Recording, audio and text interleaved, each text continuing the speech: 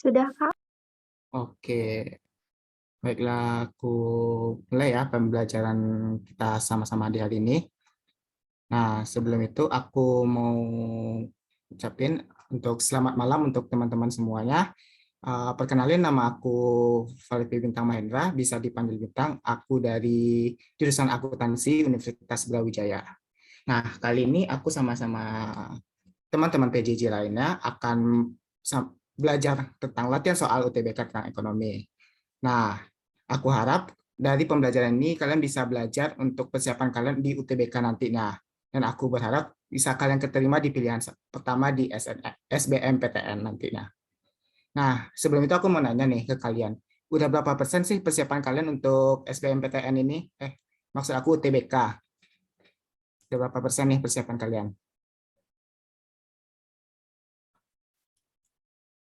Bisa dong di kolom chat disampaikan berapa persen.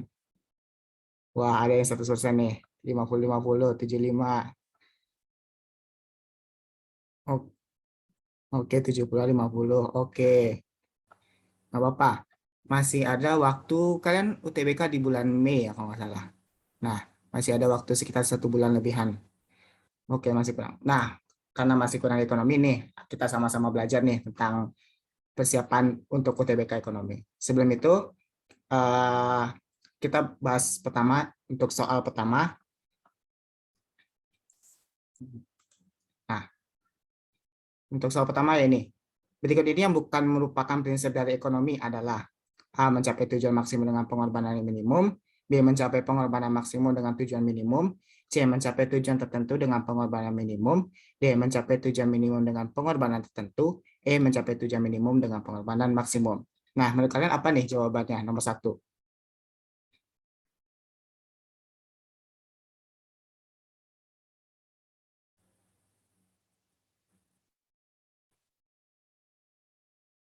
D. Yang lain? Ada jawaban lain?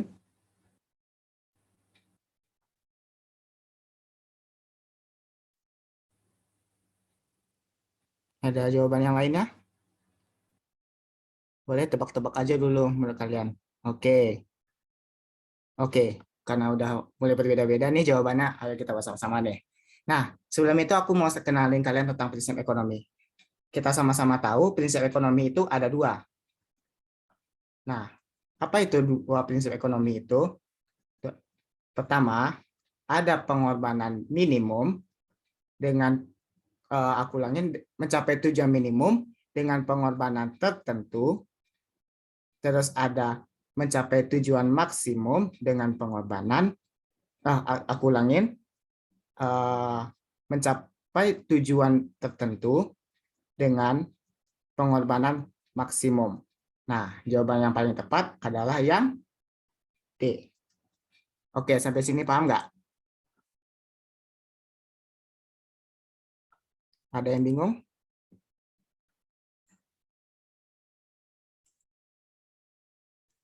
Oh, kalau tujuannya tertentu bisa pengorbanan maksimum ya, Kak? Iya, dia ada pengorbanan minimum dengan tujuan tertentu. Tujuan dengan aku ulangin mencapai tujuan minimum dengan pengorbanan tertentu, terus mencapai tujuan tertentu dengan pengorbanan maksimum. Oh, oke, oke. Makasih, Kak. Oke. Kalau misalnya kalian ada yang kurang sama pendapat sama aku, boleh langsung bicara aja atau di kolom chat langsung aja. Kita sama-sama diskusi nih bahas soalnya. Oke, aku lanjutin ya. Loh, Kak, kalau yang E kan juga bisa, Kak, kalau misal tujuannya minimum tapi pengorbanannya maksimum, bukan tertentu. Nah, oke. Gini, ini ada dua konsep ekonomi yang lama. Ada capai tujuan maksimum dengan pengorbanan minimum. Terus satu lagi pengorbanan minimum mencapai tujuan minimum dengan pengorbanan maksimum. Itu tuh adalah prinsip ekonomi yang lama.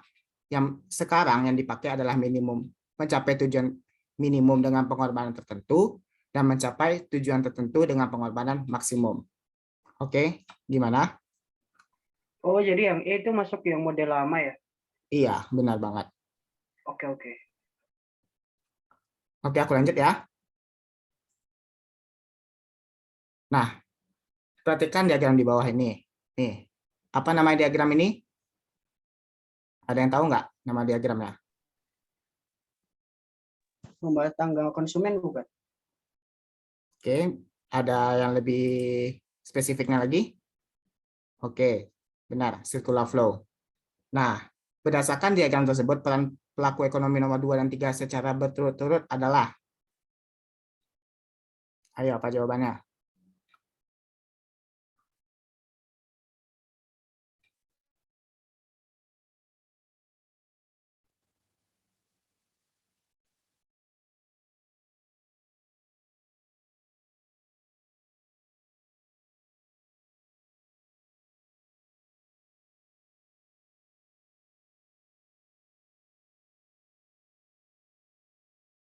Oke,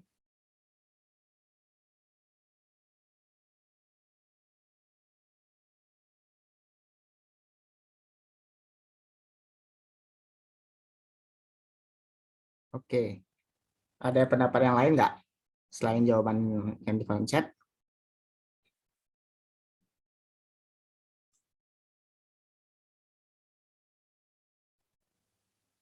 Udah, aku bahas aja deh langsung.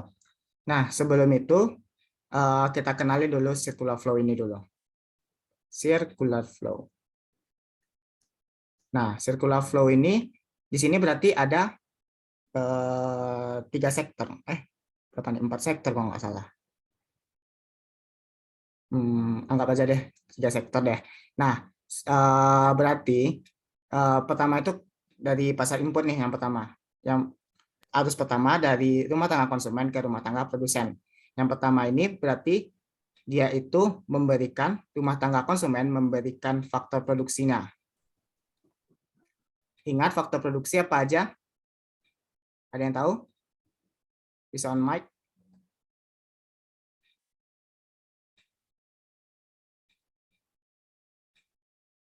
Sumber daya alam, sumber daya manusia, SDM, terus ada lagi?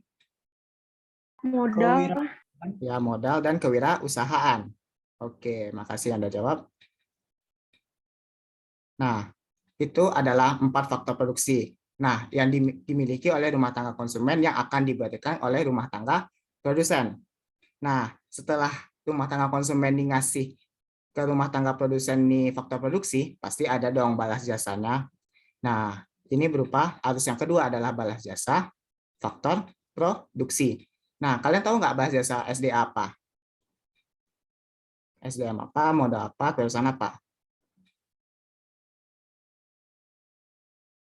SDA berupa sewa. SDM berupa upah atau gaji. Modal itu bisa bunga, kewirausahaan itu berupa laba atau profit. Oke. Nah, itu baru nomor 1, 2. Nah, yang ketiga, apa itu? Ketiga berarti rumah tangga konsumen dan produsen memberikan ke pemerintah, yaitu dia memberikan sebuah pajak. Nah, dari 3 ke 4, aku ulangin, ini anggap aja ini nomor 6 ya, diganti. Ini nomor 6. Yang ke-6 ini berupa subsidi. Yang lanjutnya ada di pasar output, ini pasar output. Dari rumah tangga konsumen ke produsen, berarti dia di pasar output, berarti udah barang. Berarti dia berarti dia membeli barang di sini. Nah, sedangkan berarti kan udah dibeli barang nih. Berarti balas jasanya berupa pemberian barang. Oke, sampai sini ada yang bingung nggak dari penjelasan aku?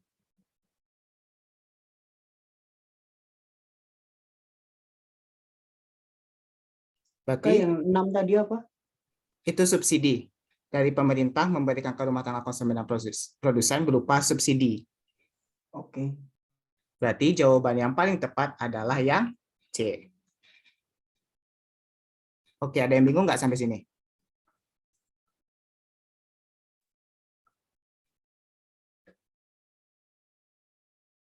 Oke, aku bahas ya. Kenapa A yang salah? Ingat, ini dari produsen, ini dari produsen ke konsumen. Ingat, yang seharusnya diberikan kepada konsumen ke produsen. Nah, lanjut. Kalau misalnya, oh iya, kayaknya aku salah nih. Oh ya, aku salah baca. Maaf ya. Jadi yang jawaban tepat yang E ya. Kalau ini memberikan faktor produksi dari konsumen produsen, benar sih, tapi ini memberi subsidi. Kalau ini pembelian barang. Maaf ya, aku salah baca soal. Kurang teliti aku. Yang D, balas jasa faktor produksi dari produsen ke konsumen. Benar, tapi ini penerimaan subsidi. Nah, sedangkan yang E, ini yang paling tepat. Oke, sampai sini ada yang bingung nggak? Makasih yang udah ingatin.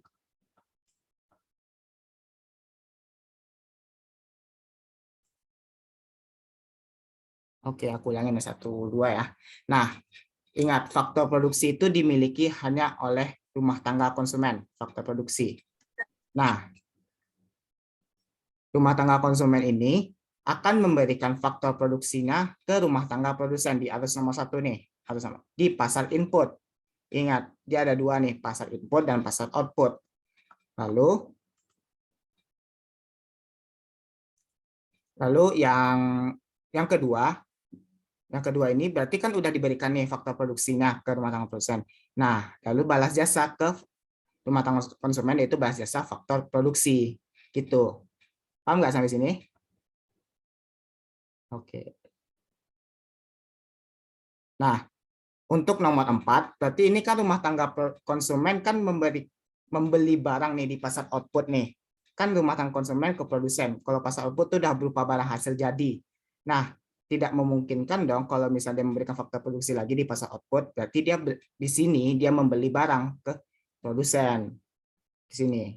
Nah, nomor 4 dia membeli barang di pasar output ke rumah tangga produsen. Lalu, rumah tangga produsen memberikan barangnya ke rumah tangga konsumen di arus nomor 5.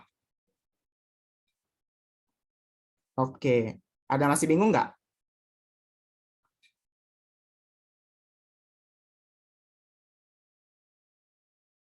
Oke, aku lanjutin ya, kalau nggak ada yang masih bingung. Lanjut, Tadi yang nomor dimaksud balas 3. jasa apa ya? Apa? Yang dimaksud sama balas jasa? Balas jasa faktor produksi. Iya, Kak. Oh, gini. Nah, ini kan memberikan faktor produksi nih. Nah, balas jasa faktor produksi ini kan ada 4 nih, SDA, SDM, modal, dan kewirausahaan. Ya kan? Nah, berarti dari rumah tangga produsen ini balas jasanya berupa ini, sewa, upah atau gaji, bunga dan laba, bunga terus laba atau profit. Itu balas jasanya dari produsen ke konsumen. Gitu. Gimana? Oh, oke oke Kak, oke Kak. Oke, aku lanjutin ya. Nah, nomor 3, barang ekonomi harus memenuhi syarat, yaitu sebagai hasil produksi, berkualitas baik, memberi manfaat, langka atau langka dan memberi manfaat. Mana nih jawabannya? Oke. Ada pendapat yang lain? Oke. Oke. Oke.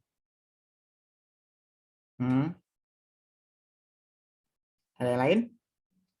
Oke, kita bahas bersama-sama nih. Udah mulai beragam nih jawabannya. Nah, barang ekonomi harus memenuhi syarat.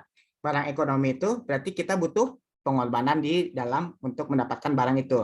Berarti secara otomatis kita harus ada pengorbanan nih. Kalau ada pengorbanan, berarti dia langka dong, karena harus ada pengorbanan di dalamnya. Ini syarat pertama. Oke, syarat kedua, dia harus memberikan manfaat. Kenapa? Kalau dia nggak ada manfaat, nggak guna dong barangnya. Udah langka, tapi nggak ada manfaatnya.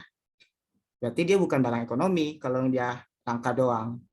Atau dia cuma memberikan manfaat, tapi nggak langka. Contohnya kalau cuma memberi manfaat, contohnya kayak air atau udara. Itu kan memberi manfaat, tapi nggak langka. Kan kita bisa dapat apapun, berapapun yang kita mau. Gimana?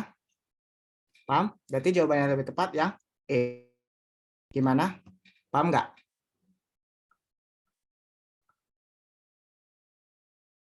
Oke, aku lanjutin nih. Udah makin siap nih kalian nih.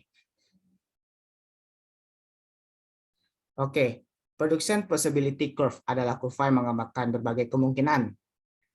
Apa nih? Ayo.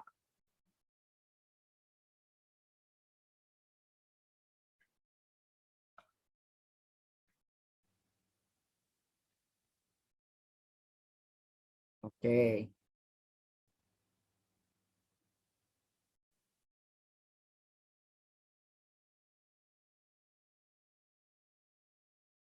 Aku cuma ingatin ke kalian untuk hati-hati baca soal.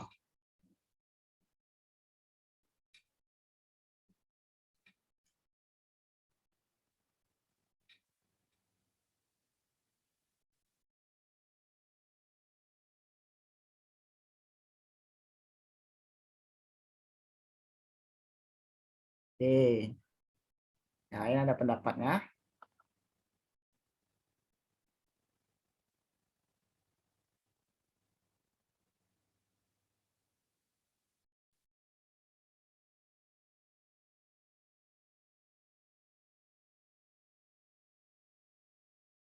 Oke. Ini udah mulai beragam nih. Ada pendapat lain nggak? Ayo, ayo, ayo. Keluarkan pendapat kalian.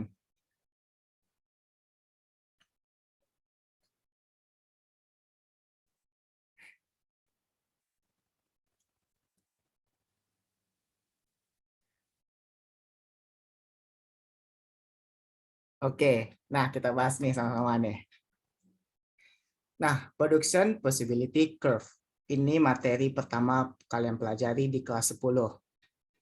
Ingat. Nah, production possibility curve atau bisa disingkat PPC atau nama lainnya ada PPF, nama F-nya ini frontier, adalah kurva yang menggambarkan tentang kemungkinan produksi, tetapi itu produksinya itu dari tingkat output maksimumnya. Berarti jawabannya part yang E. Kenapa? Ingat, kita gambarin kurva nih sama-sama nih, kurva PPC. Nih, kurva PPC. Nah, PPC ini bukan hanya faktor produksi doang, bisa barang dan lain-lainnya.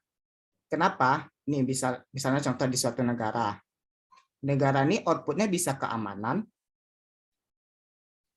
bisa makanan.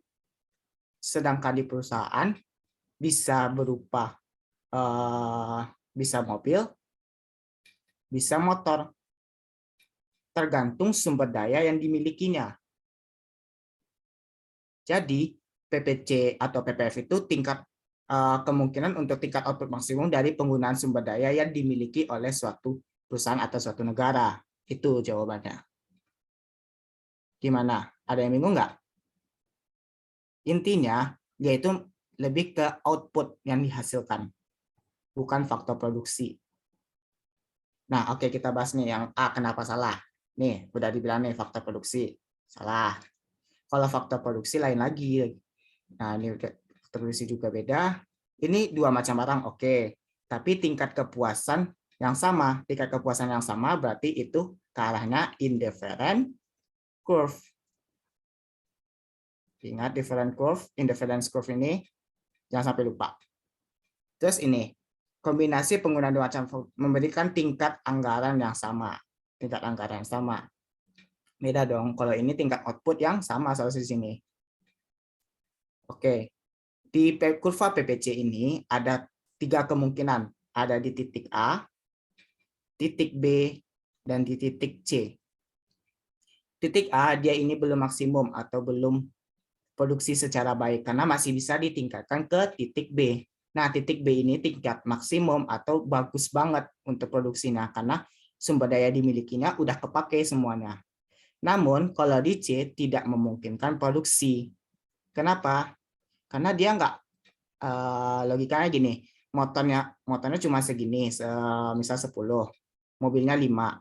Tapi dipaksanya juga untuk motornya 15, 10. Nggak mungkin dong, cuma batas produksinya lebih hanya cuma sampai 5 dan 10 gitu. Ada yang bingung nggak?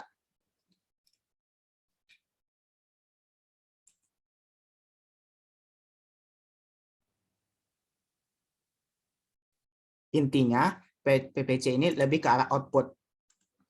Terus, nah satu lagi, di kurva PPC ini timbullah trade-off di dalamnya. Ingat, trade-off ada pengorbanan untuk sesuatu yang dihasilkan. Nah, misalnya gini. Misalnya mau ningkatin makanan nih. Mau ningkatin makanan geser ke sini. Tapi mau harus ngorbanin si keamanan. Contohnya gini. Misalnya di sini di titik X, ini di titik Y. Misalnya. Aku ganti deh warnanya biar bagus. Bentar ya. Mana? Nih, warna hijau deh. Nah, misalnya di keamanannya di sini di titik, misalnya M1 nih. Ini keamanan di nih tadi kurvanya ke atas, di sini K1. Nah, tapi mau naikin keamanannya ke M2.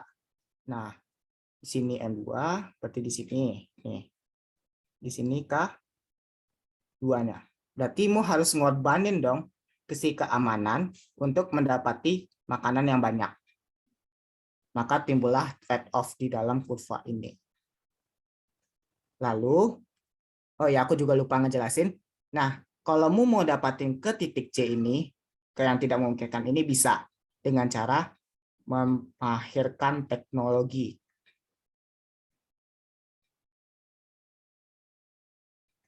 Maka kamu bisa menggeser kurva B dari titik B ke titik C.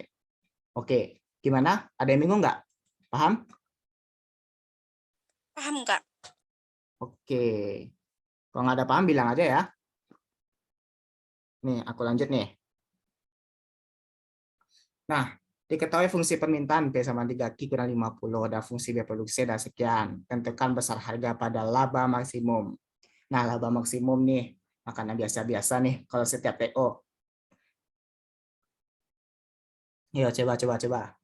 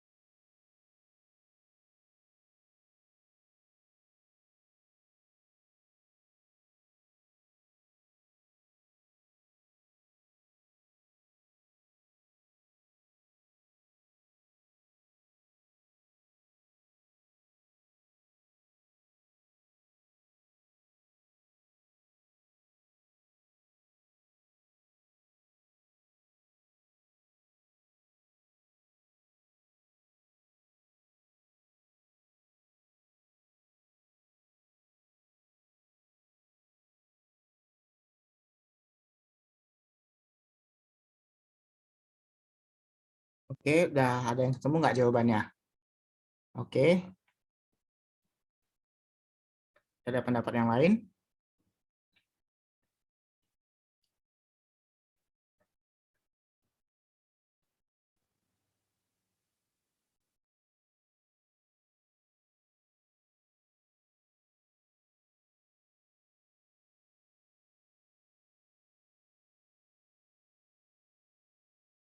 Oke, ya udah nih, udah berapa nih ya jawab.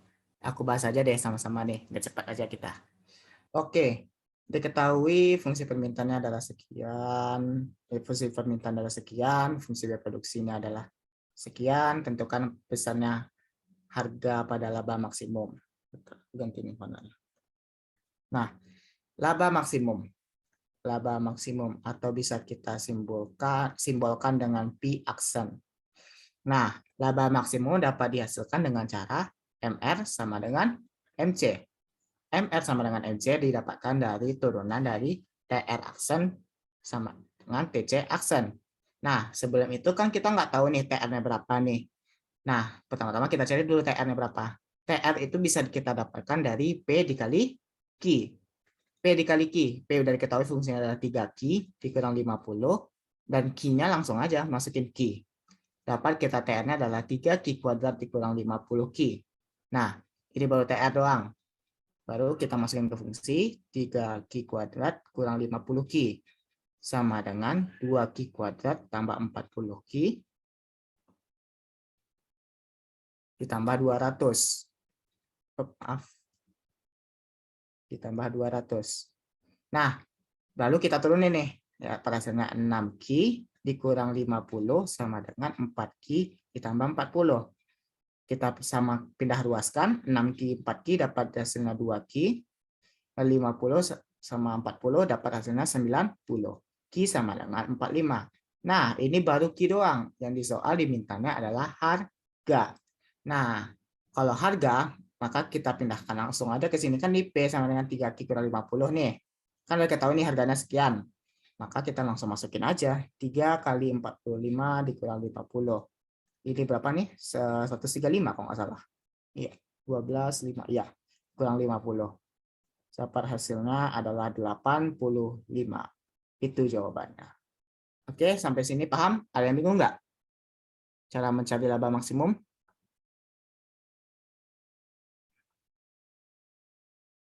Oke, yang lain aman nggak?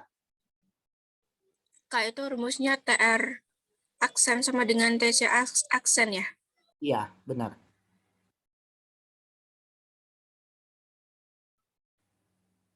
Oke. 90 dari mana? Oke, aku ulangin di sini ya. Ini kan udah dapat nih turunannya 6. Aku ulang ya di sini 6Q sama kurang 50 sama dengan 4Q ditambah 40. Nah, kita pindah ruaskan berarti ini 6Q dikurang 4Q. Di sini berarti 40 ditambah 50. Ingat ini pindah ruas, ini minus. Kalau pindah ruas jadi positif. Kalau ini positif, pindah ruas jadi negatif. Nah, ini jadi 2Q sama dengan 90. Q sama dengan 45. Gimana? Paham nggak? Kak, kenapa itu 3Q kuadrat? Oke, kenapa 3Q kuadrat? Ingat, ini kan kita ketahui fungsi TR nih. TR sama dengan P dikali Q. Nih.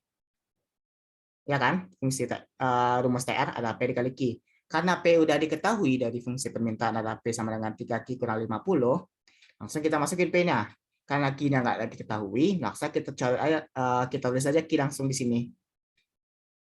Lalu kita kali ke dalam nih satu-satu. Ini kali ke dalam, ini dikali ke dalam. Hasilnya 3Q kuadrat kurang 50. Gimana? Masih bingung nggak? Kenapa 3Q kuadrat?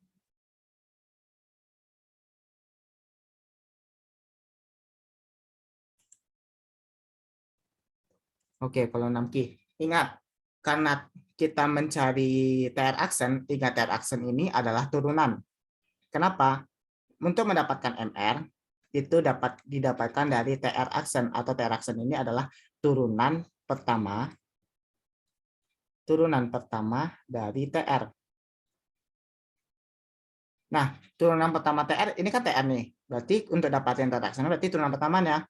Nah, berarti ini dikali 3 kali dikurang ini dikurang 1. Dapat hasilnya 6Q. Dikurang 50. Nah, sama hal dengan ini konsepnya. Ini dikali sini, ini dikurang 1 pangkatnya. Gimana? Ya, diturunin. Gimana? Paham nggak? Oke. Aku lanjutin ya.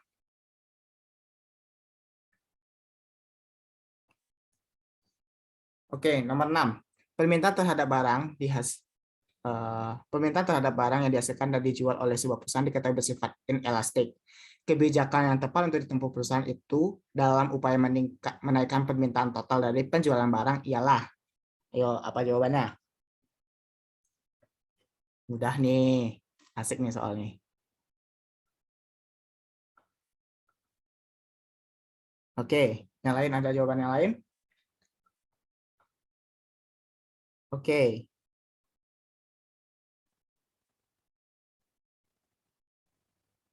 Oke. Nih, semua nih. Oke, kita bahas nih. Nah, kalau inelastis bentuk kurvanya gimana? Oh, maaf. Kalau inelastis bentuk kurvanya gimana? Curam, ya kan? Curam. Nah, kalau elastis bentuk kurvanya lebih landai. Nah, kalau misalnya kurvanya gini, nah kita warna ini. Bentar. Misalnya harga pertama nih di sini. Misalnya di sini, ini P, ini kurva P, ini Q. Ini ada P1 di sini, ini Q1. Nah, ini daerah apanya dong? Penerimaannya. Nah, kalau misalnya kita mau naikin harga ke P2 di sini. Nih.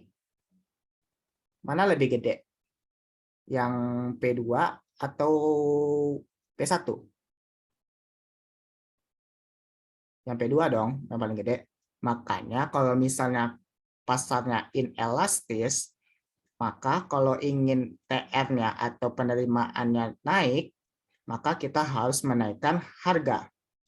Nah, berbanding terbalik dengan si kurva yang elastis. Kalau elastis, kalau misalnya ini P1 di sini nih. Nih, ini Q1.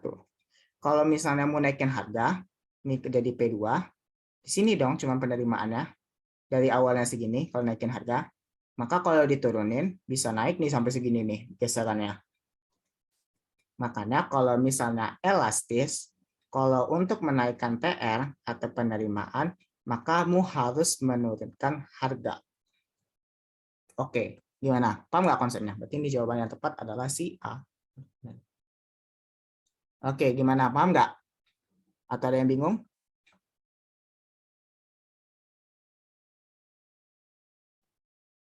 Kak, boleh dijelasin lagi nggak? Oke, aku ulang lagi ya. Pertama gini, misal ada kurva inelastis. Inelastis itu lebih ke arah curam. Sedangkan kurva elastis ini berbentuk landai. Ini aku cuma ngegambarin aja biar kalian paham sama konsep teorinya. Kenapa kalau misalnya inelastis untuk menaikkan pendapatanmu harus naikin harga? Karena ini misalnya pada harga pertama di P1 nih sama Q1. Mu harganya segini di sini. Berarti kan kalau untuk penerimaan kan P dikali Q kan? Berarti ini total penerimaannya di sini. Nah, kalau misalnya mau naikin harga, berarti ke P2 dong. Dapat di sini Q2-nya. Maka total penerimaannya yang daerah di hasil hijau tua nih. Mana yang paling gede? P1 Q1 atau P2 Q2? P2 Q2. Nah, makanya kalau misalnya inelastis, kalau mau naikin harga, berarti penerimaannya juga naik gitu. Berbanding terbalik dengan elastis. Kalau misalnya gini, karena ini warna beda mungkin bingung. Bentar ya. Ini catatan. Ini aku hapus lagi ya, aku ulang dari awal elastisnya. Nah, misalnya warna pertama nih, merah. Ini kurvanya, dia lebih ke arah landai. Ini landai. Nah, warna biru deh. Misalnya P1-nya nih, di sini P1.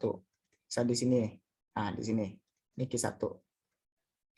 Nah, berarti kan ini daerah penerimaannya dong. Ya kan? Nanti kalau misalnya mau naikin harga di jadi P2 di sini P2, maka mau cuma nerima cuma segini doang. Beda jauh nggak karena naikin harga. Makanya kalau mau naikin penerimaan, maka kamu sebaiknya harus menurunkan harga. Maka kalau menurun harga di P3, maka kamu bisa sampai segini. Misalnya nggak segini deh kurvanya. Mana paling gede bentuk kurvanya? Daerah asirannya. P3. P3. Nah, gitu. Kalau mau naikin naikin penerimaan, maka diturunkan harga di elastis. Gimana? Paham nggak? Paham, Kak. Paham, Kak. Oke. Yang lain ada yang bingung?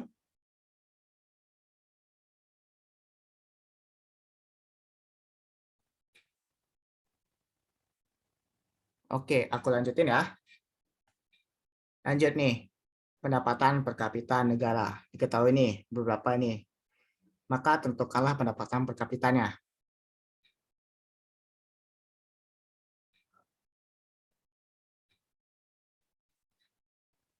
Ayo coba jawab.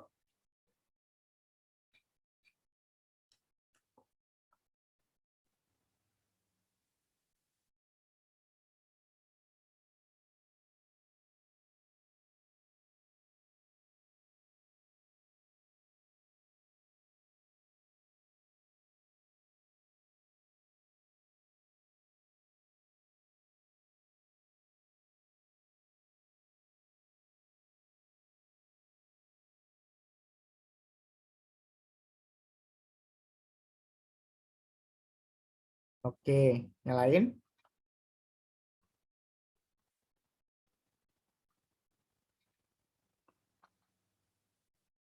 Oke. Oke.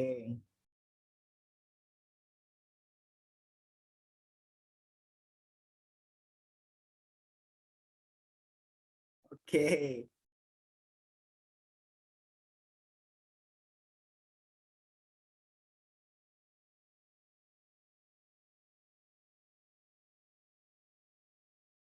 Atau langsung gue bahas aja nih. Kalau masih mau nebak-nebak jawabannya. Oke, aku bahas aja nih. Oke, masih ada yang kejebak di soal nih. Ingat, pendapatan per kapita. Oh, maaf, pakai warna merah dah. Nggak jelas. Oke, pendapatan per kapita itu yang dipakai adalah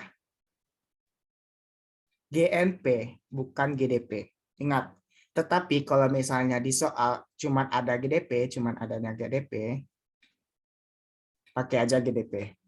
Kalau misalnya bisa kita ketahui GNP-nya, pakai GNP. Kenapa? Ingat, pendapatan per kapita, pendapatan per kepala tiap penduduk, berarti nasional. Ingat, karena dia nasional, berarti dia di negara itu dan warga negara itu, maka ini yang dipakai. Ingat, kalau pendapatan per kapita pakai GNP. Nah, maka kita pertama dulu cari GNP. GNP dapat dicari dengan cara GDP ditambah faktor net luar negeri. Nah, faktor net luar negeri, gimana cara dapatinnya?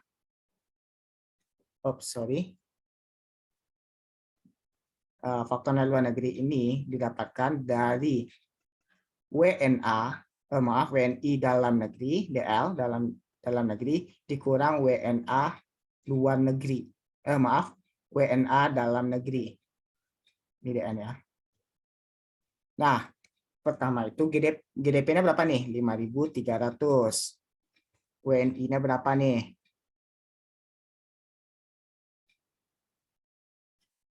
Oh iya, maaf, makasih. Bukan dalam negeri ya, sorry, aku salah. Luar negeri maksudnya. Kalau WNI luar negeri berapa nih? Di 950. WNA dalam negerinya berapa? 250. Berarti 5.300 ditambah 150 kurang 150 berapa? 700. Dapat GNP-nya adalah 6.000. Nah, 6.000 dibagi 135 juta. Ini 6.000 M ya. Bagi 135 juta. Dapat hasilnya 4 gitu. Yang E jawabannya lebih tepat. Gimana? Paham nggak? Oke, bentar ya.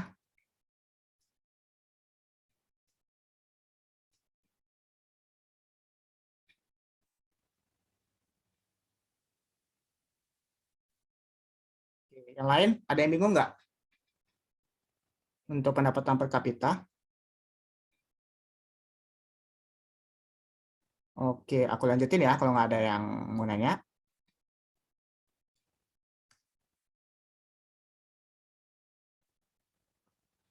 Oke, selanjutnya. Zhongli mempunyai tingkat konsumsi sebesar C sama dengan 50 tambah 6. Ini bukan 60 ya, maaf ya, aku salah ketik soal. 50 ditambah 0,6 Y sedangkan pendapatan Zhongli tahun 2018 ke 2019 adalah 600.000. Maka besar pertambahan tabungan Zhongli adalah, ayo, ini soal UTBK aku banget, soal yang aku dapat kayak gini tipikalnya.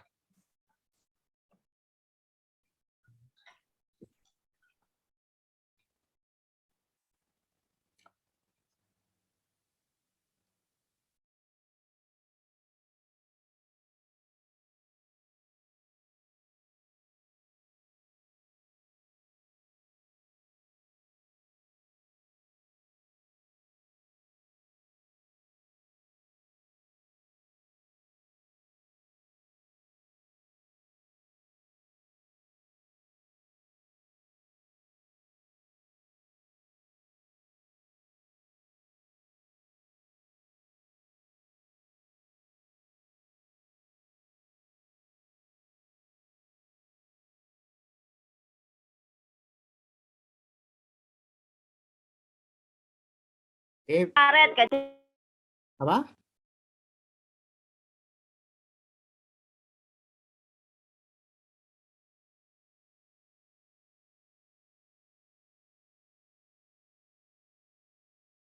Oke, yang lain? Kalau Bapak salah, nggak apa-apa. Berani mencoba, itu udah bagus banget.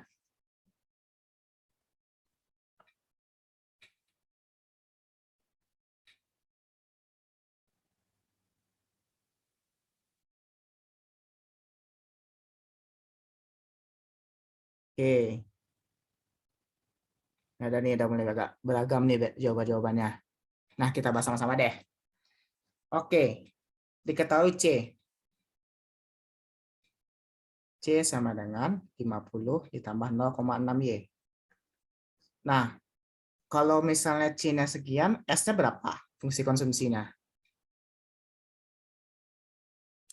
Fungsi konsumsinya berapa? Min 50 tambah 0,4Y. Ya kan? Oke. Nah, ini kan udah ketahui nih fungsi konsumsi. Nah, ingat, berarti ini 0,6Y ini berupa apa? MPC dong. Ini adalah MPS. Ingat rumus, C sama dengan A ditambah MPC Y. Atau S sama dengan min A ditambah 1 dikurang MPC. Atau ini bisa juga dengan MPS kali Y. Gitu. Nah, ini kan sudah diketahui nih MPS-nya berapa. MPS udah diketahui nih 0,4. Nah, MPS itu kita dapat rumusnya dari mana? Delta S per delta Y. Nah, berarti kan yang ditanyakan besaran pertambahan tabungan nih. Tabungan berarti itu yang ditanya adalah delta S. Delta S dapatnya gimana? Berarti delta S sama dengan delta Y dikali MPC. Maaf, MPS. Berarti delta Y ini berapa nih? 600.000.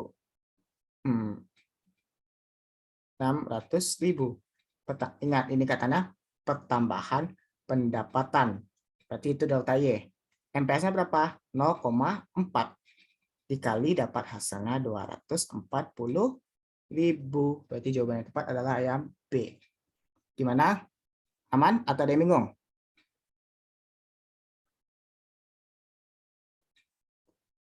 Oke. Oke, masih ada yang bingung nih MPC sama MPS. Oke, bentar. Aku tambah slide baru ya di sini. Kayaknya nggak muat nih, bentar ya. Aku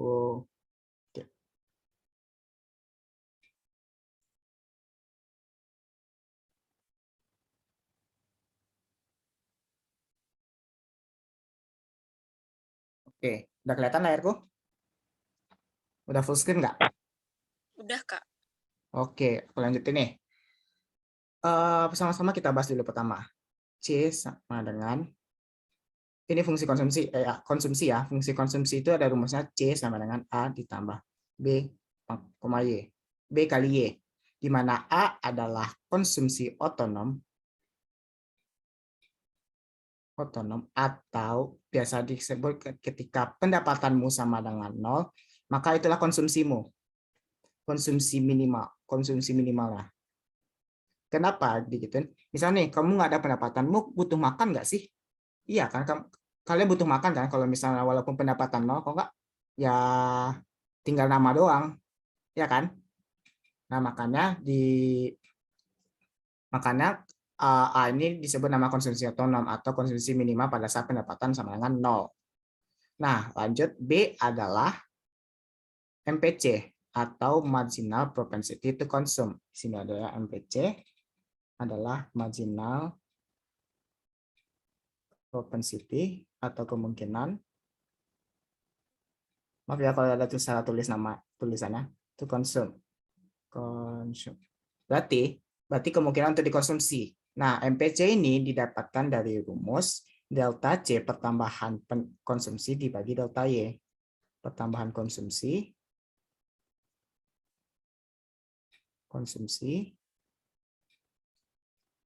bagi pertambahan pendapatan.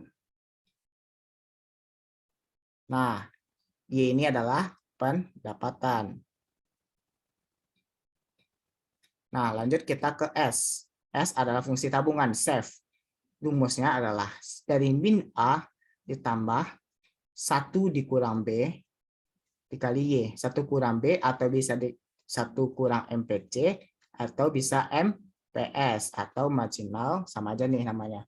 Sama-sama marginal propensity, aku gini aja ya biar singkatin waktu. To save atau ditabung.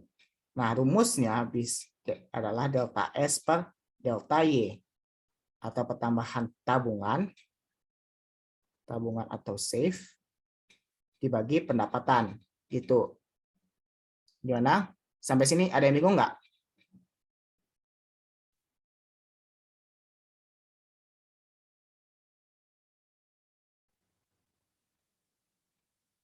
Oke. Nah, di soal diketahui ya, kalau di sali pertama tabungan berarti pakai deltanya. Nah, kan di soal diketahui nih, C. C-nya kan sama dengan 50 ditambah 60. Maaf, ini 0,6 ya, lupa. 0,6 Y. Nah, kalau misalnya mau dapatin si S kan dapatin dari min A. Min A ini berapa nih? Min 50 dong. Ini kan min A. Ini B-nya. Kalau mau dapatin si MPS atau 1 kurang B, berarti di 1 kurang 0,6 berapa?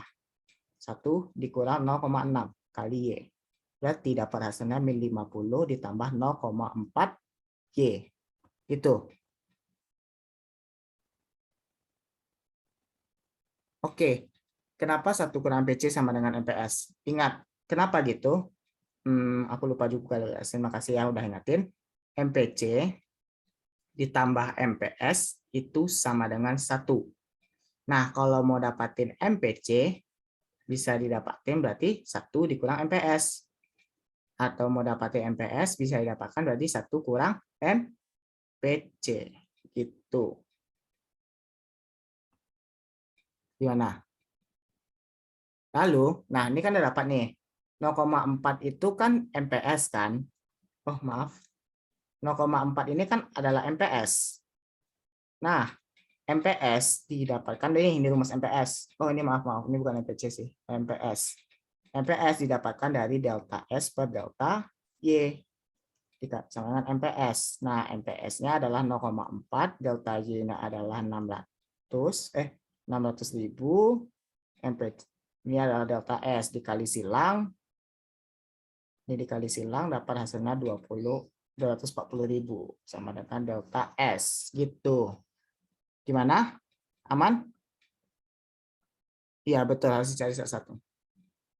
Ini kemana ya daerah? Jatuhnya bisa ke pendapatan nasional, di dekat-dekat bab pendapatan nasional kalau nggak salah.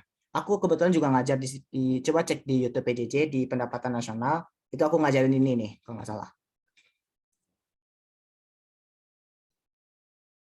Jangan lupa ya dicek ya, numpang promosi sekalian. Oke, gimana? Ya, PJJ ID di YouTube-nya ada tuh. Aku ngajar di pendapatan nasional, ada nih tentang MPC MPS nih. Oke, aku lanjutin ya. Ada yang bingung nggak? Mau aku lanjut?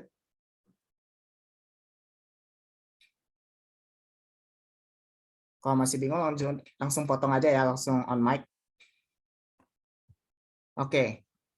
Nah, bentuk jangka panjang dari kurva Phillips adalah, ayo.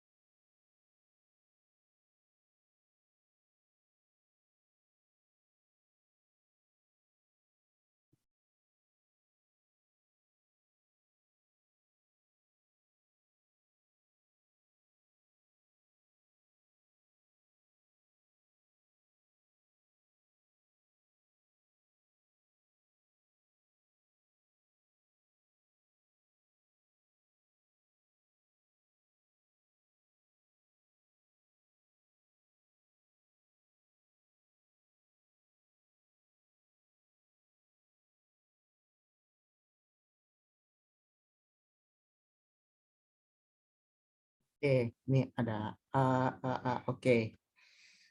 Oke. Nah, kita bahas nih. Ingat bentuk jangka panjang. Oke, ingat ini jangka panjang. Yang benar jangka panjang itu adalah B. Oh, maaf deh. Aku lupa nih. Beda horizontal sama vertikal apaan? Aku lupa juga. Yang pokok intinya, kalau misalnya jangka panjang, dia bentuk kurvanya, oh maaf, aku juga lupa nih, astaga, gimana sih aku? Pokoknya kalau jangka panjang ini kan inflasi nih, kurva Phillips nih, inflasi. Ini adalah tingkat pengangguran. Kurva Phillips kan korelasi antara pengangguran dan inflasi. Nah, kalau misalnya jangka pendek nih, jangka pendek nih kita belajar dulu. Pokok jangka pendek dia tuh gini. Gini kan kalau tapi kalau di jangka panjang dia berbeda. Dia tegak. Kenapa? Karena tingkat inflasi tidak akan mempengaruhi tingkat pengangguran. Oh iya, maaf. Berarti ini kebalik ya. Kebalik ini. Pokok jawabannya vertikal. Kalau aja ini nggak ada deh. Maaf ya. Aduh, gimana sih aku jadi pengajar nih. Nggak tahu ada vertikal sama horizontal. Pokok ini berarti jawabannya yang ini. Berarti kalau misalnya semakin tinggi inflasi, semakin rendah pengangguran. Semakin rendah inflasi, semakin tinggi pengangguran. Tapi di jangka panjang, semakin tinggi inflasi, tingkat pengangguran tetap tidak akan terpengaruh. Gitu. Gimana? Ada yang bingung?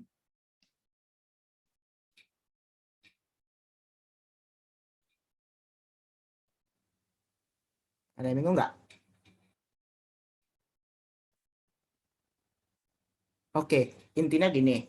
Kalau di jangka pendek, dia memang membingungkan sih.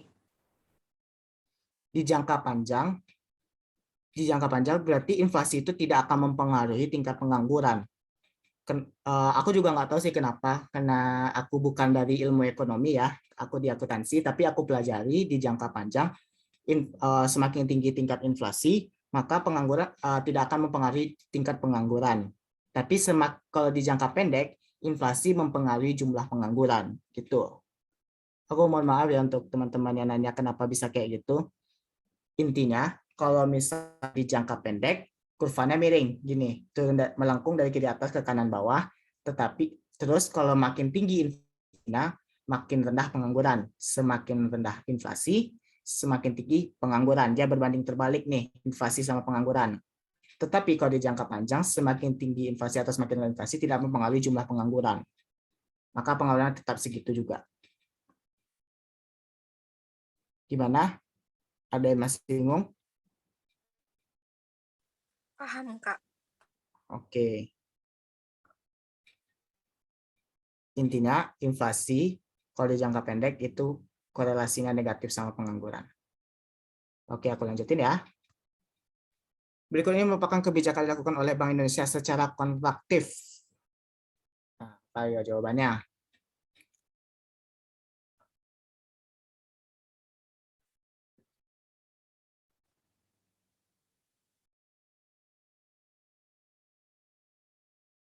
Oke, ada yang lain?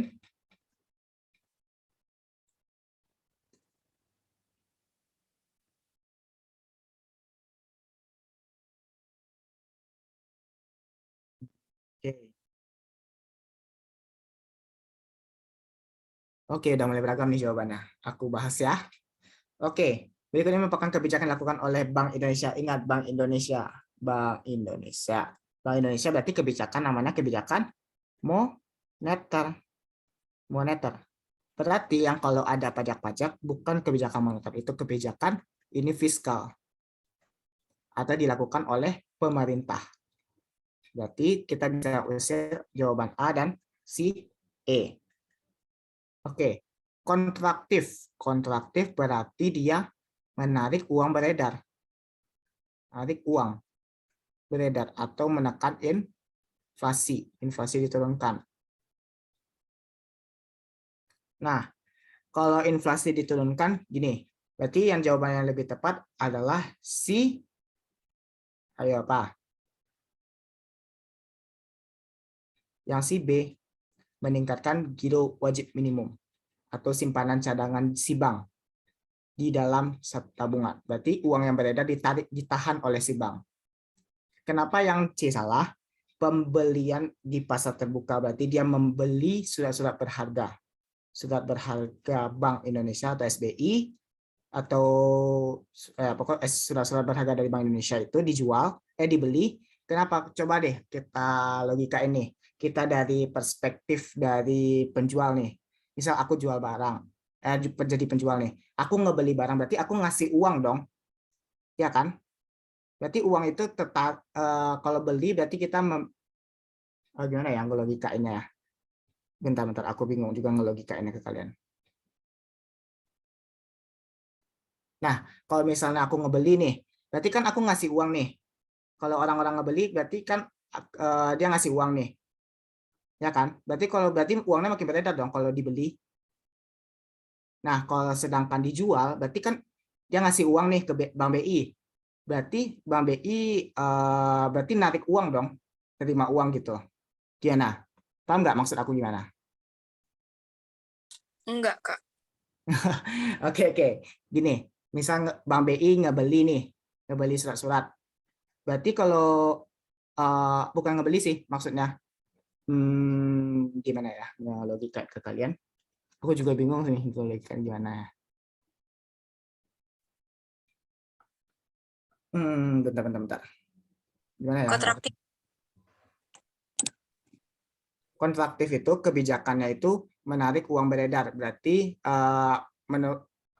diusahakan untuk menekan inflasi. Kalau ekspansif berarti dia menyebarkan mengedarkan uang yang beredar uang beredar itu makin banyak kalau ekspansif.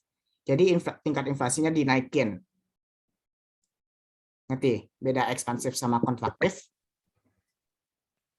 Berarti kalau dia narik uang yang beredar itu berarti dia mengurangi inflasi, Kak. Ya, berarti dia mengurangi inflasi.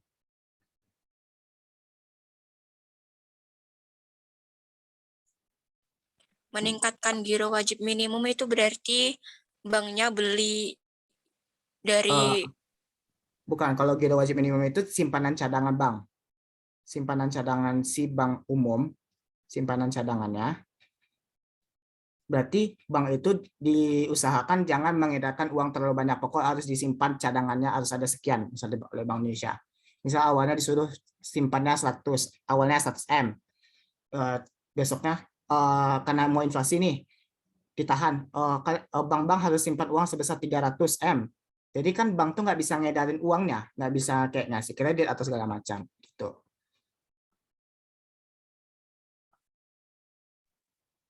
Berarti kalau meningkatkan giro wajib minimum itu dia kayak mengumpulkan dana disimpan gitu, Kak. Jatuhnya gimana ya? Aku juga bukan anak perbankan juga, tapi intinya ya pokoknya bank tuh harus ada simpanan uangnya. Kan setiap bank harus ada simpanan uang kan? Nah, pokok bank itu harus ada simpanannya. Sama kayak kita harus ada simpanan juga gitu. Gimana? Paham nggak logikanya?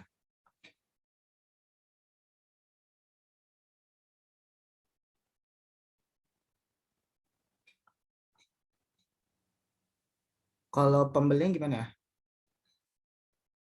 Bentar. Pokok kalau misalnya pembelian itu termasuk ekspansif, kalau penjualan itu Maaf, kalau penjualan, meningkatkan penjualan,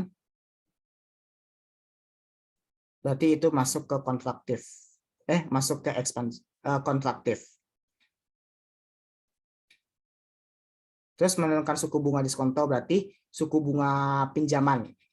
Suku pinjaman dari bank umum ke Bank Indonesia. Nah, misalnya gini, kalau misalnya makin suku bunga turun berarti makin banyak dong orang minjam kan? Berarti uang beredar makin banyak. Tapi sedangkan kalau misal suku bunga ditinggiin, makin banyak orang menyimpan uang dan makin ogah orang untuk meminjam uang. Gitu. Paham nggak?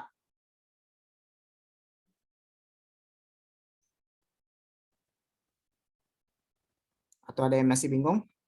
Coba ada tanya. Nggak apa-apa.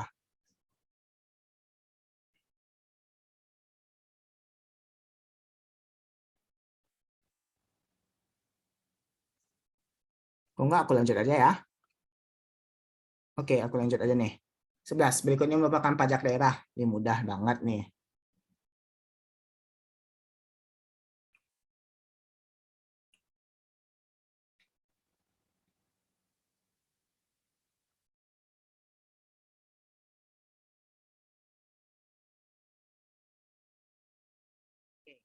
Nah, jawabannya adalah yang B. Berarti sisanya adalah pajak penghasilan, ini, dan ini adalah pajak pusat. Oke, coba aku tanya. Contoh ke kalian, contoh pajak langsung dan tidak langsung apa? Kalau langsung apa contohnya?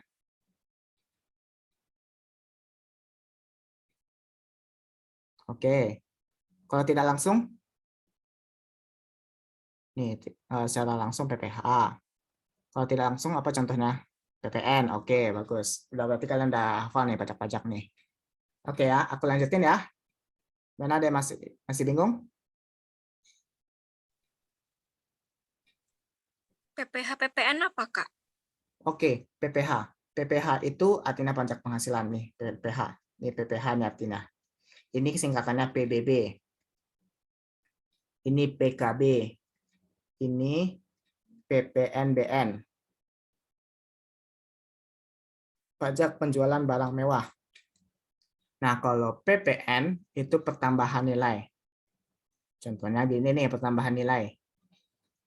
Misalnya mau beli makanan nih di suatu restoran, pasti kalian kena pajak. Ya kan? Pajak 10% kalau nggak salah.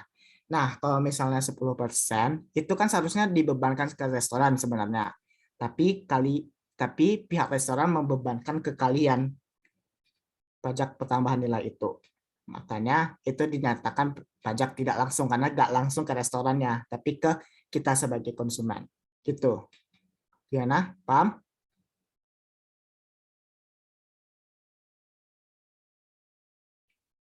Paham nggak?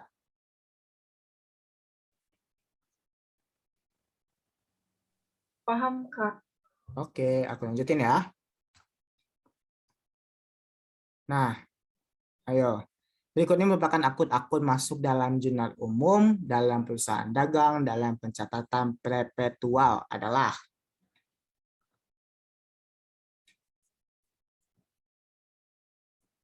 jurnal umum, perusahaan dagang, pencatatan perpetual. Apa akunnya?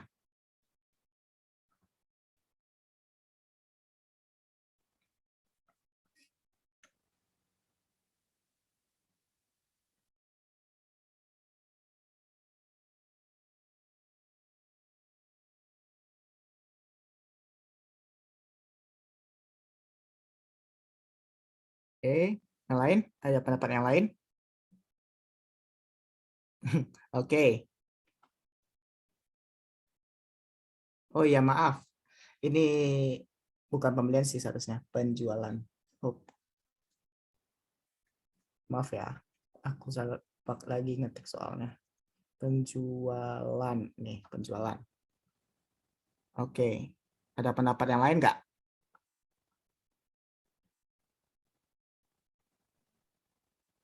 Oke.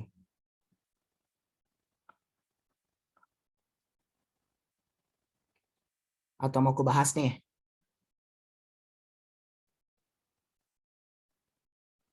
Kalau masih bingung, aku langsung bahas aja. Oke, aku bahas aja ya. Ingat, berarti jurnal umum pada perusahaan dagang dan pencatatan perpetual. Berarti di jurnal umum ini, di perusahaan dagang kan ada 2 jurnal nih, jurnal umum dan jurnal khusus. Jurnal khusus ini dibagi atas 4. Apa aja? Jurnal kas masuk, kas keluar, jurnal khusus penjualan, dan jurnal khusus pembelian. Nah, tetapi di perusahaan dagang yang bercatat perpetual, pembelian ini dimasukin ke persediaan barang dagang.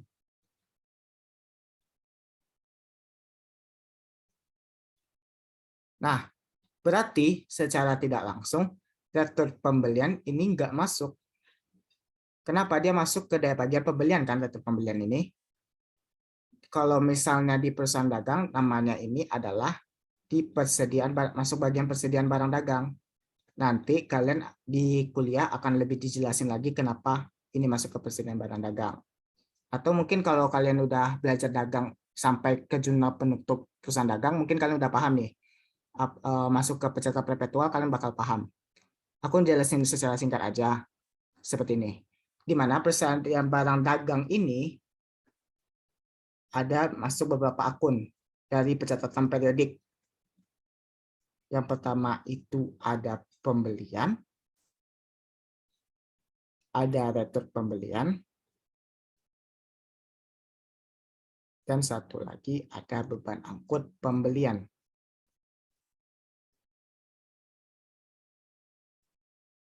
Seperti itu. Berarti secara tidak langsung, pembelian secara tunai ini masuk ke kas keluar. Penjualan secara tunai ini masuk kas masuk. Penjualan secara kredit masuk ke jurnal penjualan. Berarti jawaban yang lebih tepat adalah A. Itu.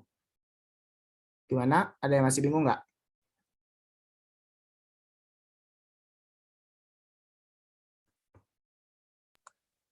Jurnal khusus sama umum beda ya, Kak? Iya, beda banget. Itu kalau jurnal umum, jurnal khusus itu digunakan untuk perusahaan dagang untuk memudahkan mereka untuk menjurnalnya. Jadi beberapa akun yang nggak bisa masuk ke jurnal umum, jurnal khusus akan dimasukkan ke jurnal umum, gitu.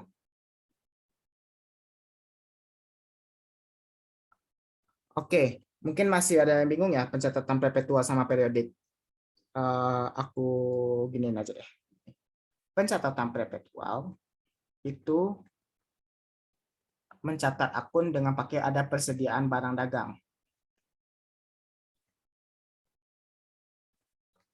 Sedangkan periodik itu kayak kita catat kayak mirip jasa. Contohnya gini, misal aku nggak beli barang nih.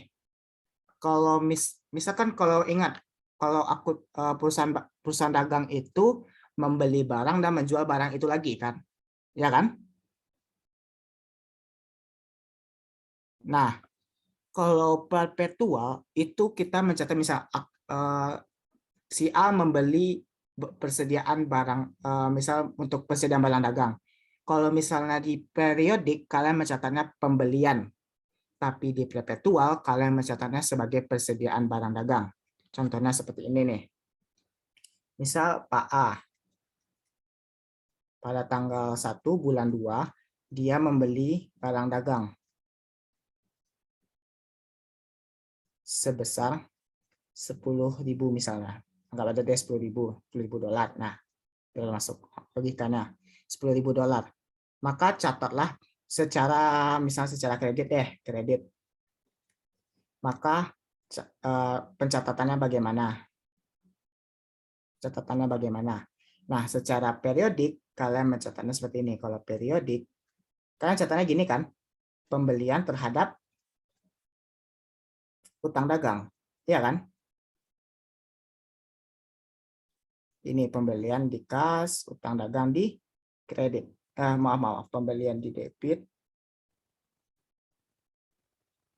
utang dagang di kredit. Nah, sebesar $10.000. Mungkin agak bingung ya, tapi kalian harus siap dalam UTBK karena ada perusahaan dagang. Kalau secara perpetual, kalian mencatatnya bukan pembelian, tapi persediaan barang dagang.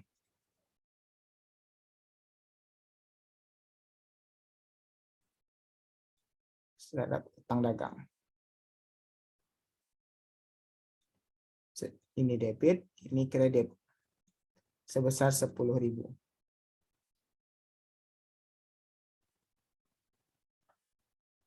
Gimana? Paham nggak bedanya perpetual sama periodik? Ini gambaran umum aja. Sekarang kalau misalnya aku jelasin semua dari awal, itu bakal ngabisin waktu kita.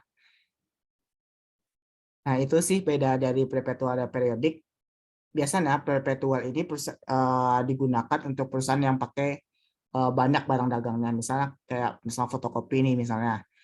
Atau usahanya alat tulis. Nah, alat tulis itu kan banyak tuh jenis-jenisnya. Bisa pena, bisa pensil, bisa buku. Buku itu bisa macam-macam kayak ada buku akuntansi yang gede, terus ada buku biasa yang isi 40, ada isi 20 gitu. Kan banyak tuh jenis-jenisnya. Maka dicatat sebagai persediaan barang dagang digituin ya. Paham nggak?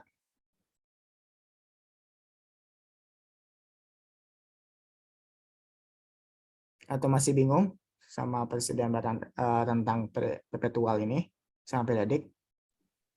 Kak, Ya, itu yang bukan retur pembelian itu termasuk dalam persediaan barang dagang kan?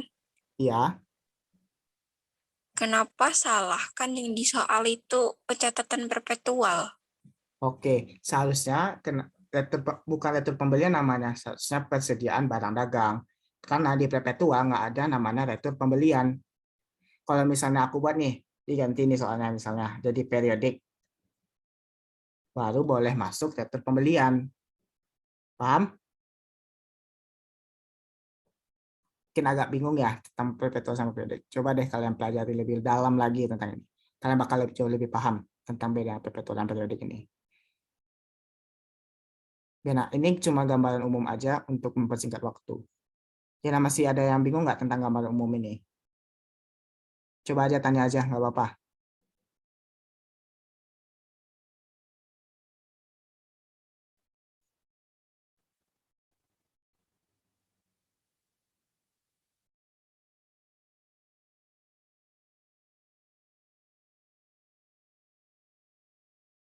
Gimana? Oke, aku lanjutin aja ya. Oke. Oke, next aja deh ya. Maaf ya kalau misalnya masih kurang paham. Kalian bisa pelajari lebih lanjut tentang akuntansi perusahaan dagang.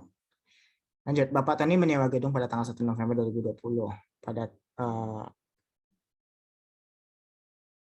seharga 120 juta untuk di mata Bapak Tani mencatatnya dengan pendekatan raja. Maka pencatatan jurnal pembaliknya pada akhir Desember 2020 adalah apa ya jawabannya?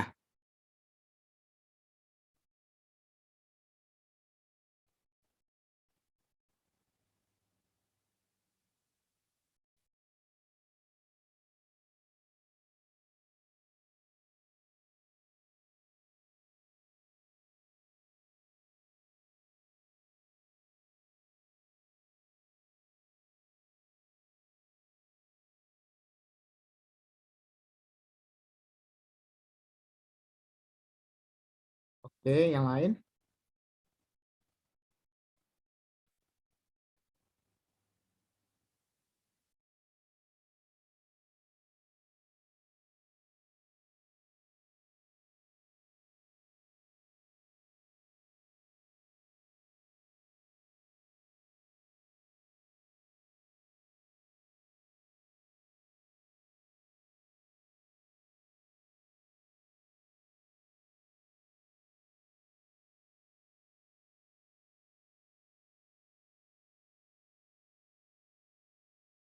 Mau aku bahas aja langsung. Oke, ada yang B. Oke, aku bahas ya. Jurnal penyesuaian. Nah, jurnal penyesuaian ini kan pakai pendekatan si neraca. Pendekatan neraca. Berarti pendekatan neraca ini adalah yang terpakai. Terpakai. Kalau pakai pendekatan beban atau laba rugi atau istilah orang lainnya, beban itu yang belum, kalau misalnya diapain belum terpakai.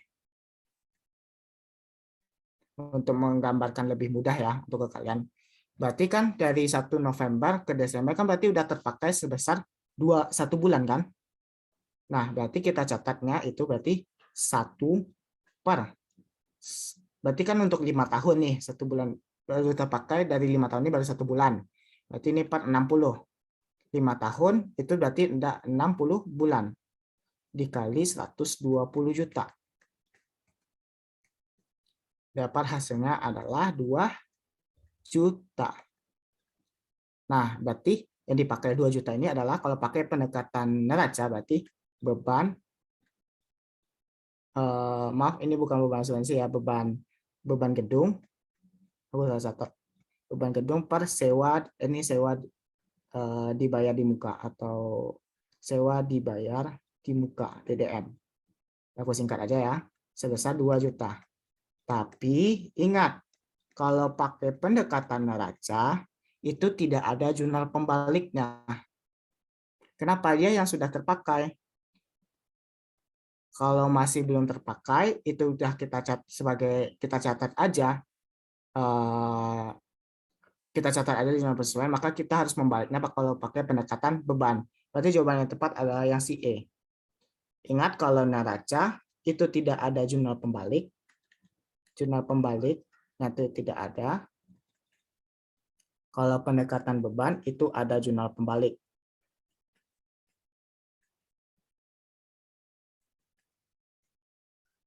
Gimana? Nah, oke.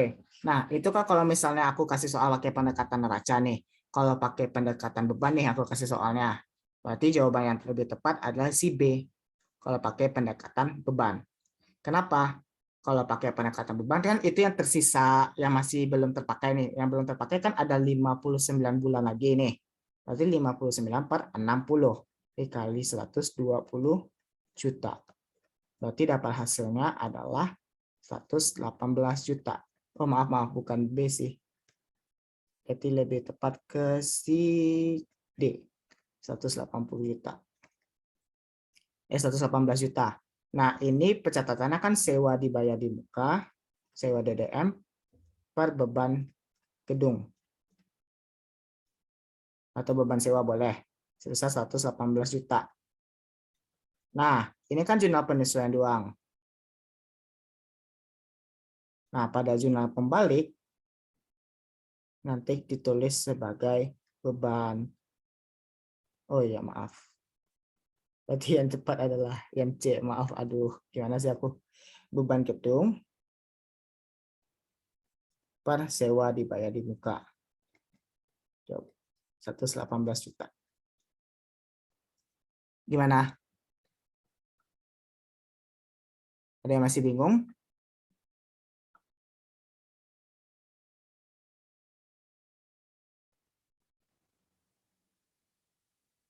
Oke, yang lain bagaimana? Ada yang masih bingung nggak?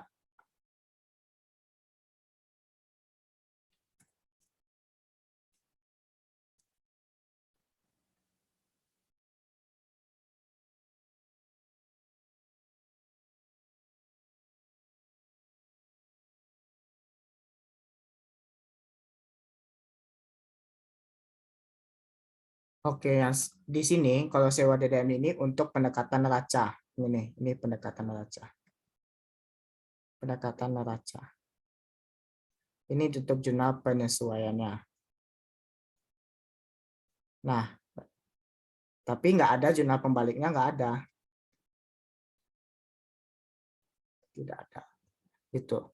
Gimana, paham?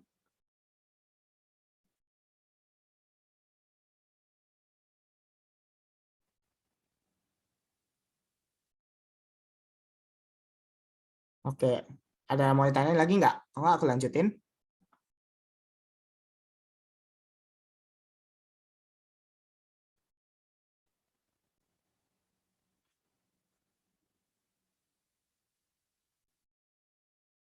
Oke, mungkin nggak ada yang nanya, aku lanjutin aja ya. Oke, nomor 14. Misalkan di atas jumlah penyesuaian yang benar dengan pendekatan laba rugi adalah. Ayo, ini perusahaan dagang lagi. Terima kasih. Kebetulan soal UTBK aku juga ini yang dikeluarin.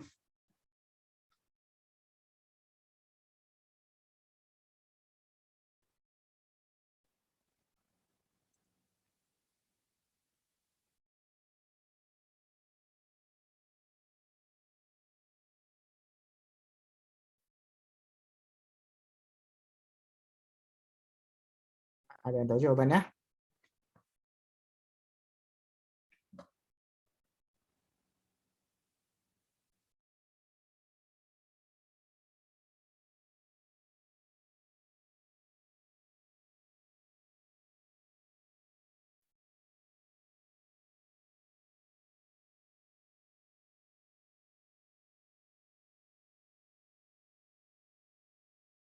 Oke, susah Kak. Oke. Oke, aku lanjutin nih. Berdasarkan aku buat 2 slide baru deh.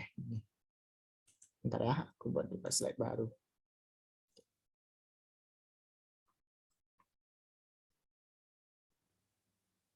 Nah, nih. Oke. Oke. Nah, kalau pakai pendekatan laba rugi, itu kan dari jelas ini. Pendekatan laba rugi nih, pendekatan laba rugi. Nah, kalau laba rugi berarti yang ada HPP hilangin. Berarti salah jawabannya. Berarti Andi udah salah nih. Nah, lanjut. Kalau pendekatan laba rugi dipakainya ini. Ikhtisar laba rugi, L atau R terhadap pendekatan. Maaf, kok pendekatan sih? Ikhtisar laba rugi per persediaan awal sebesar persediaan awal atau X. Nah, lalu ada persediaan akhir terhadap ikhtisar laba rugi. Sebesar misalnya C deh, C. Nah, itu jumlah penyesuaian dengan pendekatan laba rugi. Berarti yang benar yang mana nih? Yang A. Oke. Gimana yang lain, ada bingung?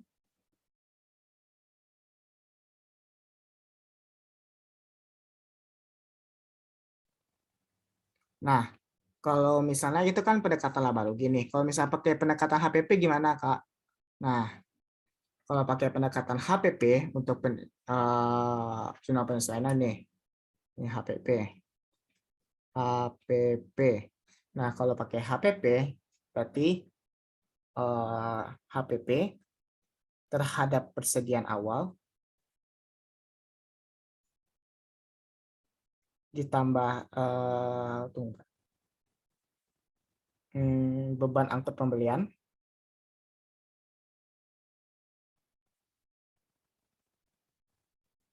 kalau untuk satu lagi di bawah persediaan akhir terhadap si retur. Oh ya, ini sorry. Bentar. Kayaknya nggak muat di sini nih. Aku buat slide kosong ya, bentar.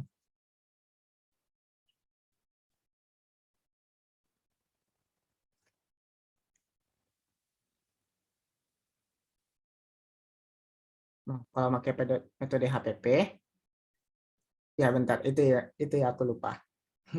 Oke, kalau pakai HPP berarti HPP terhadap persediaan awal ditambah sama pembelian sama persediaan beban angkut pembelian.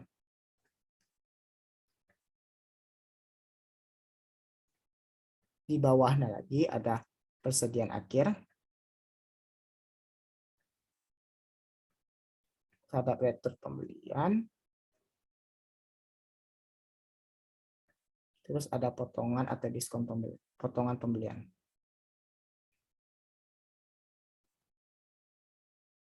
Terhadap HPP. Maka ini sebesar X, ini X, ini X. Terus ini HPP-nya sebesar total dari ketiga ini. Atau 3 kali ini. Kalau persediaan akhirnya berarti ini C, C, C, C, C, C, C, C, C. Berarti ini 3 kali C. Gimana? Tahu nggak jurnal penyesuaian yang gini? Belum kelihatan ya coret-coret aku? Kelihatan nggak? Baru kelihatan nggak? Oh iya, mau banget. Nah, kalau metode HPP, gini. HPP itu terhadap persediaan awal, pembelian, dan beban angkut pembelian. Sebesar X. Ini HPP-nya dari penjumlahan 3 ini. Nah, kalau persediaan lalu di bawahnya ada persediaan akhir, retro pembelian, dan potongan pembelian. Sebesar C, dan HPP-nya nanti sebesar penjumlahan ini. Ya, nah, paham?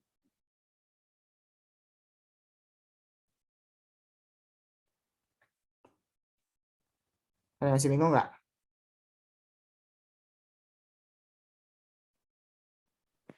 Kak, Oke, aku lanjut ya. Kak mau nanya. Oh iya, apa? Berarti itu nilainya pasti XXC gitu ya? Nggak bisa XC. Nanti urutannya kayak gini nih. Urutannya kayak gini. Nanti jumlahnya sebesar ini. Kan persediaan, misalnya nih persediaan awalnya, misal aku jumlah ini. Bentar. Kalau gini udah kelihatan nggak layarku? Udah, Udah full screen nggak? Kak. Oke. Misalnya gini, ini ada 15.000 ini misalnya. Ini ada 20.000. Ini ada 15.000 lagi. Berarti di sini HPP-nya adalah sebesar 50.000. Biar balance. Karena di debitnya 50.000, berarti ya di kreditnya juga 50.000. Misal di sini juga ada persediaan akhirnya misalnya 10.000, di sini 10.000 juga. Sini ada 2.000. Berarti di sini harus 22.000 gitu. Ya, nah, paham nggak? Paham, Kak? Oke, aku lanjut ya. Ini soal terakhir mungkin kayaknya tipikal soal mandiri deh aku kasih ke kalian. Tapi nggak apa-apa deh. Coba-coba. Siapa tahu bisa benar. Tebakan kalian. Walaupun tebakan ya. Nggak apa-apa. Coba. Kalau misalnya kalian jawabnya dengan benar dengan serius nih, bagus banget. Jadi kalian udah benar-benar siap untuk UTBK.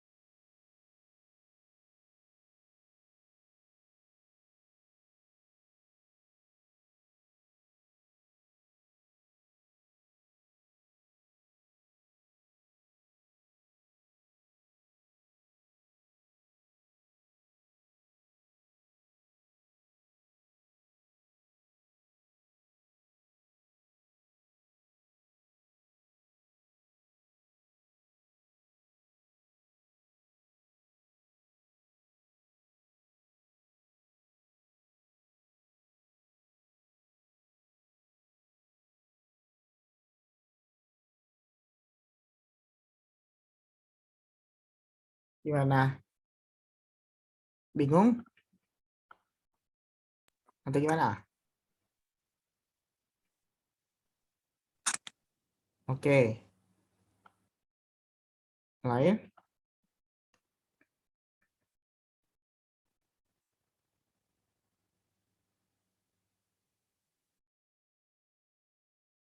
Bingung Kak? Oke. Oke. Mungkin ini aku tambah slide baru ya. Masih nyoba Kak? Oke, aku tunggu nih. Yang masih nyoba. Kita sama-sama nunggu nih. Gimana? Semangat.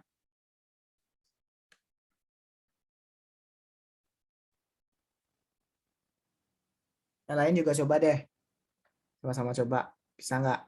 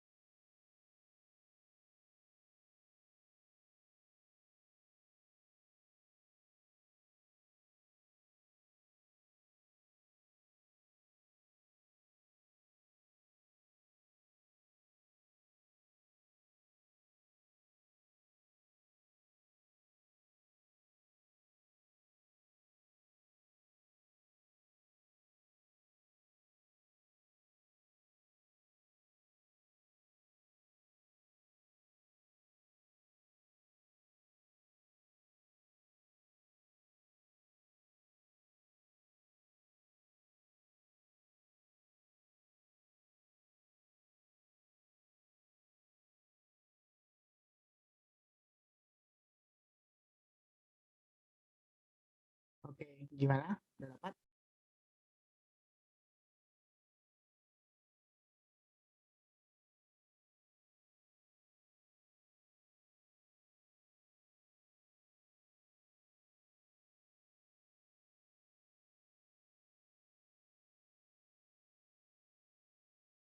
Oke, aku lanjutin aja ya. Oke, B.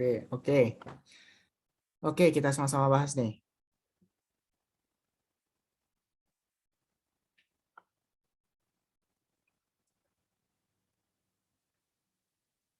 Oke, pertama, yang diketahui pembelian. Pembeliannya berapa nih? 12 juta. 12 juta. Beban angkutnya. Beban angkut. Pembelian sebesar 200.000. Terus di sini ada katanya beban angkut pembelian dan retur pembelian. Nah, seharusnya salah. Seharusnya ditulis sebesar 500.000. Berarti di sini 500.000 di sini. Terus ada potongan pembelian. Potongan pembelian sebesar 300.000. Terus ternyata ada salah pencatatan juga. Salah. Ya, retur pembelian ada salah tercatat sebesar. Oh, maaf. Retur ya. Berarti di sini retur. Retur pembelian. Sebesar 2 juta. Sini seharusnya 1.500.000. Nah, maka pernyataan yang benar. Nah, sebelum itu kita cari tahu dulu sebelum. Nah, sini kan ada dikasih tahu nih laba kotor dan HPP. Cara mendapatkan laba kotor gimana? Penjualan bersih dikurang HPP. Itu kita dapat laba kotor. Nah, untuk itu kita pertama dahulu kita cari HPP awal. HPP yang pertama sebelum ada perbaikan. Itu kita dapat dari rumusnya persediaan awal ditambah pembelian bersih atau bisa kita pakai pembelian ditambah beban angkut. Ini aku singkatin aja ya. Nggak muat nih slide. Tambah beban angkut pembelian ditambah potongan pembelian dikurang retur. Oh maaf ini bukan potong, dikurang tapi aduh sudah mulai lelah ya. Kurang potongan, kurang retur pembelian ditambah dikurang persediaan akhir. Ini akhir. Nah, persediaan awalnya berapa nih? Nah, di soal dibilangnya persediaan awalnya ada 21 juta nih. 21 juta, pembeliannya berapa? Ada 12 juta, beban angkutnya ada 200.000,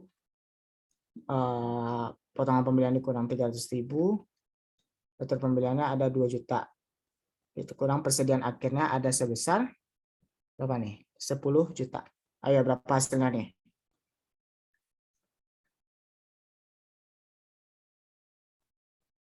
20 juta berapa? 900 kalau nggak salah. Benar nggak? Hitungan aku.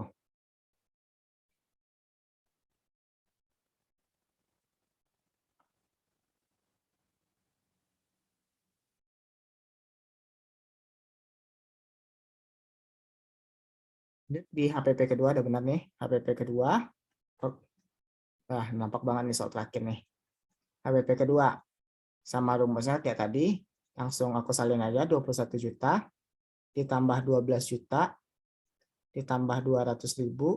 Dikurang 300.000. Dikurang 2 juta. Dikurang 10 juta. Tapi ini ada perbaikan. Di beban angkutnya ada di 500.000. Terus potongan pembelian sebesar 15 juta. 1,5. Dapat nanti hasilnya sebesar 21.700.000. Nah, berarti HPP-nya menjadi lebih besar atau lebih kecil? Di sini. Menjadi lebih besar sebesar 800.000. Nah, berarti HPP menjadi lebih besar 500.000. Besar sih benar, tapi salah angkanya. Seharusnya 800.000. Nah, ini HPP menjadi lebih kecil, seharusnya lebih besar. Sebesar 800.000. Laba kotor menjadi lebih besar. Angkanya udah salah nih. Nah, terus dia menjadi lebih besar. Nah, kita logika ini. Kan bisa penjualan bersihnya kita anggap sebesar X. HPP-nya sebesar 800.000 nih jadinya. Jadi seharusnya laba kotornya jadi lebih kecil dong, sebesar 800.000 dong. Ya kan? Laba kotornya menjadi minus 800.000 kurang. Jadi lebih kecil sebesar 800.000. Itu jawabannya. Gimana? Aman atau ada yang bingung?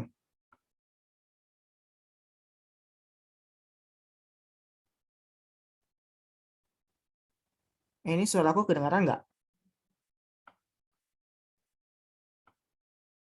Halo? Oke, dengar. Gimana? Paham nggak? Atau masih bingung? Tanya aja, nggak apa-apa.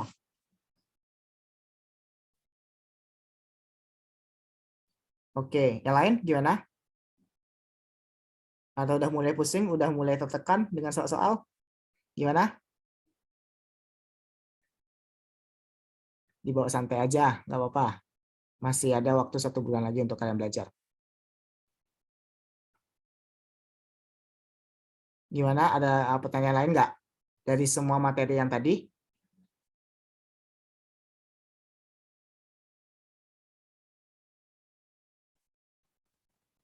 Kalau udah aman, coba deh pakai emot jempol. Kasih emot jempol. Kalau udah aman. Oke.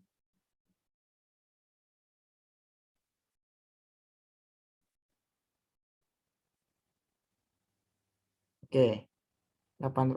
Oke, yang lain ada nih. 800-nya dari mana nih?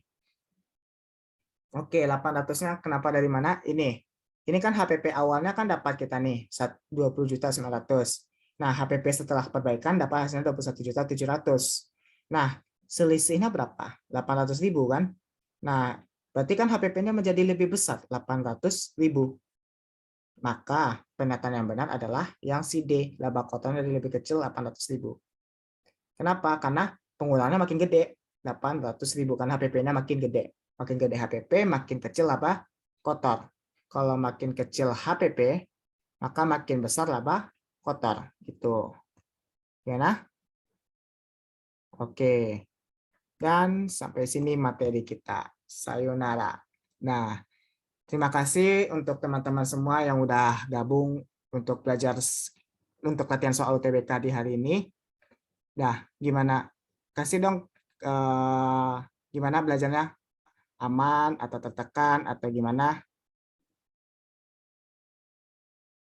Oke, sebelum itu untuk teman tertekan Kak besok UTS. Semangat Kak Sanas. Oke. Ini aku mau infoin ke kalian untuk terus semangat belajarnya. Jangan pantang menyerah. Kalau kalian udah capek belajar, istirahat aja bentar. Atau misal masa udah tertekan nih sama semua dunia nih, dunia yang fana ini. Udah, istirahat bentar aja. Tapi janganlah larut lama-lama, sebentar aja. Terus aku mau nyampaikan ke kalian untuk kalau misalnya ingin belajar lagi di sini di Zoom ini ada study with us yang kalau kalian mau belajar kalian bisa on cam tapi off mic ya. Untuk lebih lanjut coba deh kakak yang punya Zoom bisa jelasin deh gimana. Oke, halo teman-teman semua. Thank you banget udah datang di sesi kali ini. Kalau kalian mau belajar lagi, lanjut belajar sampai sekitar mungkin jam 10-an gitu, kalian boleh stay di Zoom ini buat belajar bareng, kita study with us, gitu teman-teman. Tapi bukan bahas bareng ya teman-teman, jadi kayak belajar bareng aja, study with us gitu.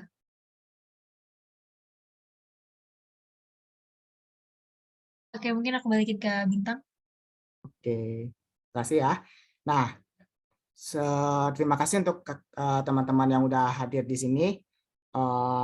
Untuk kedepannya aku harap kalian bisa keterima di pilihan pertama di SBMPTN, terus ujian UTBK-nya lancar dan harus tetap semangat walaupun apapun rintangan yang kalian akan hadapi. Karena untuk mengejar PTN itu nggak akan mudah. Kalian nggak saingan kalian bukan satu sekolah tapi satu Indonesia. Kalian harus semangat belajarnya. Karena aku sama kalian juga sama-sama pejuang SBMPTN. Gitu. Gimana? Sampai sini ada pertanyaan lagi, nak?